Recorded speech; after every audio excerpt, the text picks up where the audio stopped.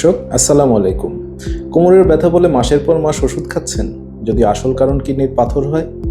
শরীয়তপুর, ভেদেরগঞ্জ এবং গোপালগঞ্জ সহ আমাদের এলাকায় অনেক রোগী তখনই চিকিৎসকের কাছে আসেন যখন ব্যথা অসহনীয় হয়ে যায়। কিন্তু ততক্ষণে অনেকের কিডনিতে ইনফেকশন, প্রস্রাবের রাস্তা বন্ধ হয়ে যাওয়া, এমনকি কিডনির ক্ষতিও শুরু হতে পারে। মনে রাখবেন, সব কিডনির পাথরে একই চিকিৎসা লাগে না। কারো শুধু পর্যবেক্ষণ, কারো ওষুধ, আবার কারো আধুনিক অপারেশন যেমন পিসিএনএল অথবা ইউআরএস এর প্রয়োজন হতে পারে। সঠিক পরীক্ষা ছাড়া সিদ্ধান্ত নেওয়া সঠিক নয়। তাই কোমরের তীব্র ব্যথা, প্রস্রাবে রক্ত, বারবার ইউরিন ইনফেকশন বা আলট্রাসোনোগ্রামে যদি পাথর ধরা পড়ে, তাহলে আর দেরি করবেন না, সময় মতো একজন ইউরোলজিস্টের পরামর্শ নিন।